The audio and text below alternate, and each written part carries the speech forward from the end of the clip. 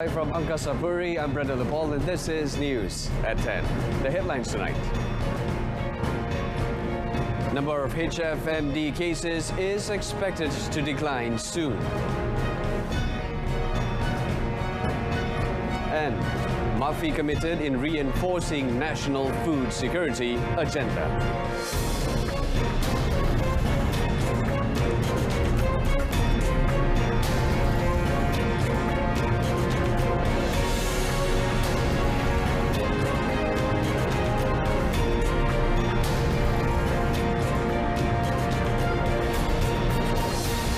The number of hand, foot and mouth disease HFMD cases is expected to decline within the next 2 or 3 weeks. Health Minister Khairi Jamaluddin said the spread of the disease is usually seasonal, and as the level of children's immunity increases, the number of cases will go down. Tahun ini kita ada teori kenapa dia naik dengan mendadak. Satu, of course, tadika dan taska buka semula lah. Itu yang pertama. Tapi kalau kita banding dengan tahun 2019 juga, dia agak tinggi tahun ini berbanding dengan masa pandemik COVID-19. Ini disebabkan kanak-kanak kita dah 2 tahun dia tak keluar. Jadi bila dia tak terdedah kepada virus ni. However, Khairi added that most of the reported HFMD infection cases were not serious. He advised parents to get treatment for their children infected with HFMD and refrain from sending the children who develop HFMD symptoms to kindergartens. Meanwhile, Khairi said the current shortage of medicine at private health facilities, including pharmacies nationwide, was not triggered by panic buying among consumers. Instead, the issue was likely due to a surge in demand for a common disease medicine during the spike of the Omicron variant wave earlier this year, followed by the HFMD outbreak. Ya, saya nak bagi jaminan bahawa keadaan bekalan ubat-ubatan di Malaysia masih lagi cukup. Cuma kita nak kena tahu secara spesifik di mana dan ubat apa yang agak kurang stok dia. Dan kita akan kerjasama dengan pengeluar-pengeluar syarikat-syarikat farmasi sama ada untuk dapat bagi alternatif, ubat alternatif. Ubat ni dia ada banyak nama, dia ada banyak alternatif, ataupun kalau sekiranya perlu kita import ubat daripada negara yang lain. Tapi buat masa ni kita ada dapat beberapa aduan setiap hari dan kita akan cuba bantu mereka untuk dapat stok ubat-ubatan. Earlier, Khairi attended the handing over of medical equipment from the government of Japan for Malaysian public hospitals in battling the COVID-19 pandemic worth 19.3 million ringgit. The aid is part of Japan's grant aid for the Economic and Social Development Program 2020 and will be benefiting 81 public hospitals nationwide. The aid was presented by Japan's ambassador to Malaysia, Takahashi Katsuhiko, at the Sultanah Bahia Hospital in Alor. Antara peralatan besar yang dia hantar adalah katil ICU, dia hantar mesin defibrillator, dia hantar ultrasound diagnostic mesin dan pelbagai lagi peralatan perubatan yang boleh memanfaatkan hospital-hospital kita lah, terutamanya hospital-hospital yang ada di kawasan luar bandar. Ya. Jadi banyak hospital, bukan hanya hospital di kawasan bandar yang akan terima sumbangan-sumbangan ini. Sebagai contoh, kita juga hantar kepada Hospital Kuala Lipis, Hospital Kuala Krai, Hospital orang asli Gombak, Hospital Jempol, Hospital Bauk di di Sarawak. So, kita akan lanjutkan kepada hospital-hospital kita. The government of Japan in December 2020 offered to assist Malaysia to combat COVID-19 in the form of Japan Grant Aid to supply critical medical equipment for the treatment of COVID-19 patients. To date, 174 of the 248 units of equipment have been distributed to Health Ministry hospitals nationwide, and the equipment including syringe pumps, emergency carts, blood gas analyzers, portable ultrasound scanners and defibrillators will continue to be used to treat non-COVID-19 patients when the outbreak is declared over. The Agriculture and Food Industries Ministry remains committed in reinforcing the agenda of national food security. Its Minister, Datuk Seri Dr. Ronald Kiani, said the agro-food sector faces numerous risks and challenges, be it on the domestic as well as global level. The Minister said this includes the challenge of productivity and agricultural innovation, costs, climate change and even natural disasters, disease and pest breakouts. Persisting geopolitical forces such as the Russia-Ukraine conflict and protectionist policies, which were forced to be upheld in several countries, has certainly disrupted the global food supply chain.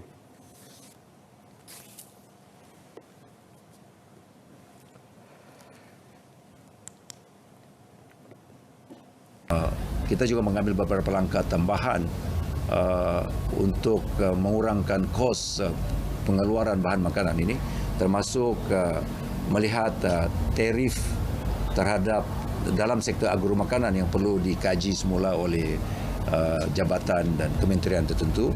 Begitu juga penggunaan CPO di dalam industri pembuatan makanan ternakan sedang dilihat oleh kerajaan untuk menampung sedikit kos yang ditanggung oleh pihak industri, semata-mata untuk memastikan kos pengeluaran dalam industri agro makanan ini dapat dikurangkan bagi manfaat rakyat Malaysia keseluruhannya.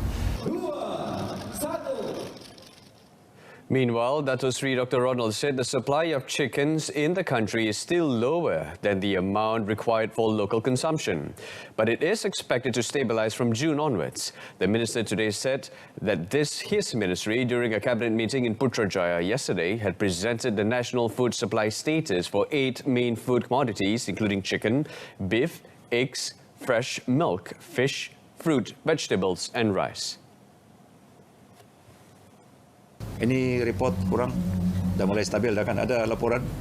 Dah mulai stabil dah. Mulai stabil. Jun. Kita masih kekalkan export ban whole chicken. Ya. He also said that the cabinet has decided to implement some short-term proactive measures to ensure that the chicken supply is secure. These included stockpiling chicken with immediate effect, easing the process of subsidy claims for breeders and making the process of importing chicken feed simpler. The achievement by the Malaysian Prison Department in creating skilled inmates is something worthy of praise. This matter was proven by the international acknowledgement bestowed on the department through the 5th International Craft Awards 2021, lifetime achievement for contributions to the sustainable development of craft sector and social inclusion, and it is participation at London Craft Week in May that exhibited the works of inmates. Home Minister Datuk Seri Hamzah Zainuddin today said the department is now undergoing an assortment of transformations from various aspects, including inmates affairs, medical and general treatment, along with rehabilitation through programs that benefit both inmates and the general society. Kita nampak dari segi peningkatan apa yang dilakukan oleh Jabatan Penjara sudah mencapai satu tahap yang boleh kita banggakan. Kerana ramai daripada penghuni penjara yang ada ini sudah ada mula diberikan banyak skill-skill yang baru kerana untuk memberikan mereka peluang selepas mereka nanti keluar daripada penjara. Ini adalah sesuatu yang begitu baik sekali. He said this at a media conference after presenting certificates of service excellence to 243 prison department officers and personnel at the prison department. Female pilgrims will not be penalised for wearing a face mask while in Ihram. Lembaga Tabung Haji TH Operations Director Guidance Tengku Aziz Raja Abdullah said this was among the resolutions adopted through the 37 National Hajj Muzakara after several questions were raised when the Saudi Arabian government imposed the use of face masks during this Hajj season. Speaking to reporters when met at the Abraj Al Janadriyah building, Tengku Aziz, during the pandemic, it is permissible for women to wear a face mask. As such, this is not a violation. Jadi bererti pada masa sekarang, Kerajaan Arab Saudi telah menetapkan bahawasanya sekarang adalah diwajibkan untuk semua yang datang ke Arab Saudi mesti menutup ataupun memakai mask sama ada di tempat terbuka ataupun di tempat yang tertutup.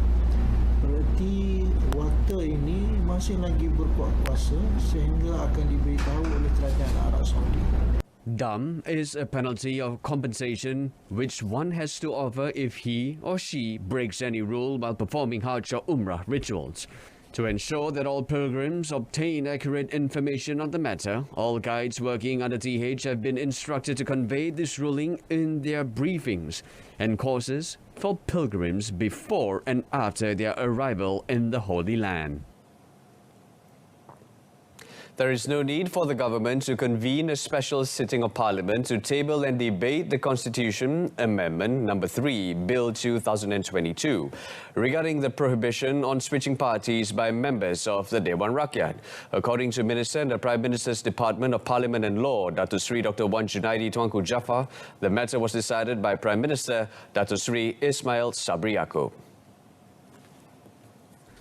The bill will be tabled and debated at the second meeting of the 5th session of the 14th Parliament starting 18 July.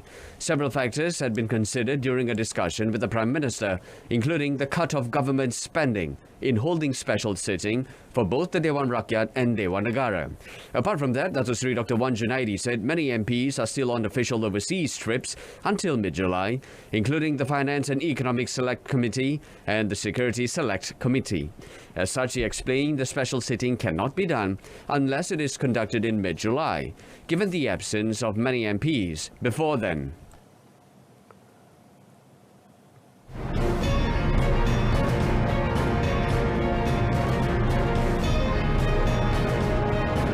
And coming up next, comprehensive tax study to identify best system for Malaysia. Stay tuned.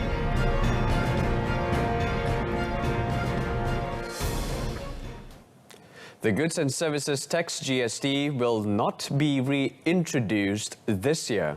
Finance Minister Tengku Datuk Seri Zafrul Tengku Abdul Aziz said a comprehensive study is still being conducted to identify which tax system would be most suitable for the country. Through his official Instagram account, Tengku Datuk Seri Zafrul said that any new form of tax system must first be approved of in Parliament before it can be introduced.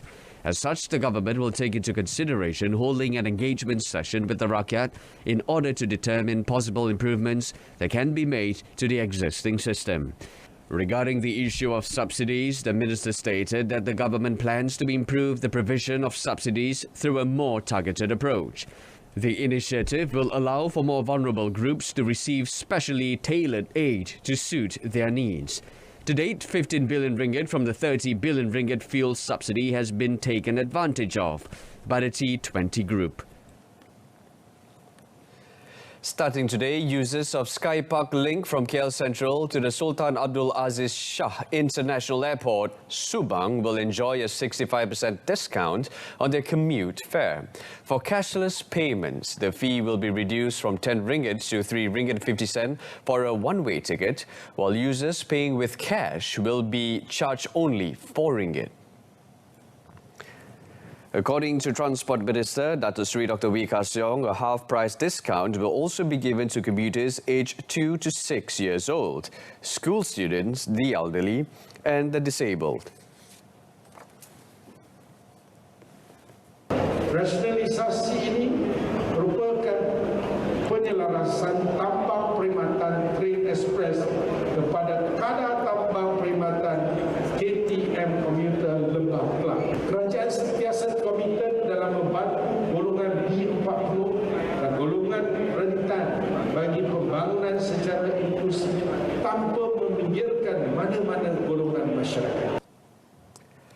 The Skypark Link service provides 32 trains a day with a frequency of 30 to 60 minutes depending on peak hours. The travel time from KL Central to Subang only takes 37 minutes. The 500 million ringgit fund allocated by the government through the Agro-Food Facility Scheme can help mitigate the impact of rising prices of goods.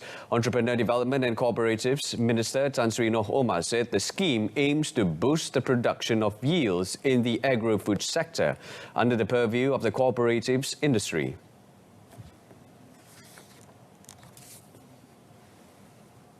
Jadi kita harap bantuan yang kita nak bagi kepada koperasi ini ialah koperasi yang sedang bermula. Bukannya koperasi yang baru nak buat reban, bukan itu. Itu kita ada skim lain. Ini skim yang nak jangka pendek, yang mana yang boleh jadi dia nak besarkan reban ayam dia. Dia nak besar lagi dia punya tanaman. Tan Sri Noh is also confident that goods sold at Co-op outlets nationwide remain affordable to all consumers. Proton Holdings Berhad is targeting to sell about 2,000 units of the 2022 Proton X70, driven by overwhelming demand for the variant. Deputy Chief Executive Officer Roslan Abdullah said for production capacity amid chip supply issues, the national car maker is aiming to produce around 3,000 units per month.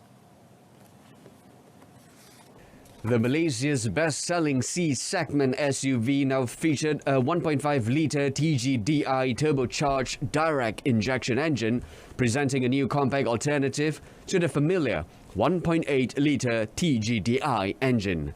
The 2022 X70 is available in 5 variants, starting from 93,900 ringgit to 121,800 ringgit for Peninsular Malaysia, and 95,900 ringgit to 123,800 ringgit for East Malaysia. Meanwhile, Roslan said Proton will refrain from raising prices of its vehicles except for the new X70 and the recently launched Saga amid adverse production cost increase. He said the car maker would try to absorb rising production costs as much as it could. An unemployed man believed to have caused a collision involving 5 vehicles on the North-South Expressway plus southbound near Rembau on Sunday was charged at the Kuala Pilah Sessions Court with possession of ganja. According to the charge sheet, the accused, Munzir Azmir Abdul Rahim, 28, was charged with possessing dried plants, suspected to be ganja, with a net weight of 3.39 grams in a Perodua Myvi car at kilometre 242.9 of the North-South Expressway southbound in Rembau district at about 10:25 a.m. on 5th June. The charge was framed under Section 6 of the Dangerous Drugs Act 1952, which provides for a fine not exceeding 20,000 ringgit or imprisonment not exceeding 5 years, or both upon conviction. No confession was recorded and the accused nodded when the charge was read to him before the court assistant registrar Ceku Nur Azlinda Ceku Mahmud. No bail was offered by Deputy Public Prosecutor Yap Su Sheng, and the court set 14 June for mention.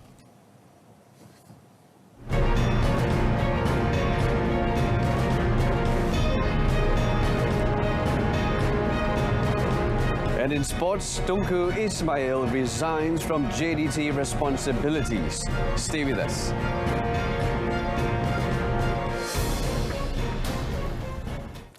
The national football scene was shocked with the sudden announcement made by Johor Darul Tazim FC owner, Tunku Mahkota of Johor, Tunku Ismail Sultan Ibrahim, who said that he would be stepping back from the day-to-day running of the club. Explaining further in a statement posted by the Johor Southern Tigers, Tunku Ismail said the decision was made as he had other responsibilities and commitments to focus on. Tunku Ismail, who was announced as the owner of the football club on 10th January 2016, has made various significant impact for the local football industry. He first made drastic changes to the then Johor FA by rebranding the state-based football club into a self-sustainable private global brand. JDT now are one of the most successful Southeast Asia clubs with facilities that rival some of the best teams in the continent. Under the guidance of the Johor Crown Prince, JDT have won a record 8 straight Malaysia Super League titles, 6 Charity Cups, 2016 FA Cup, 2 Malaysia Cups, and the club's crowning moment in Asia, the 2015 AFC Cup, a first for a club from East Asia, let alone Southeast Asia. National head coach Kim Panggon hopes the excellent performance displayed by his Chargers and their positive momentum in the win over Turkmenistan can continue in the clash against the favourites Bahrain this Saturday.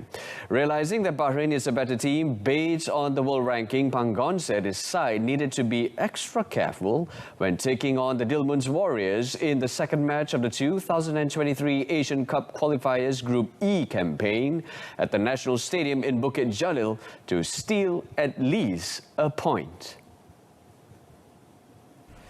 According to the 53-year-old coach from South Korea, he always wanted to see the Harimau Malaya dominate every match despite having to change the approach according to the strength of the opponents.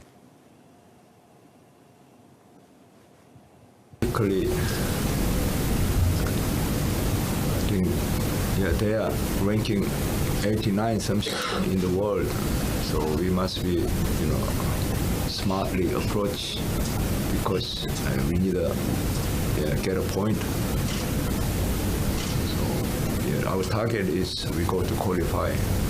So but every single game, I think same approach. We want to try to dominate, but it depends on opponent's level. So I think we will discuss about this among our team.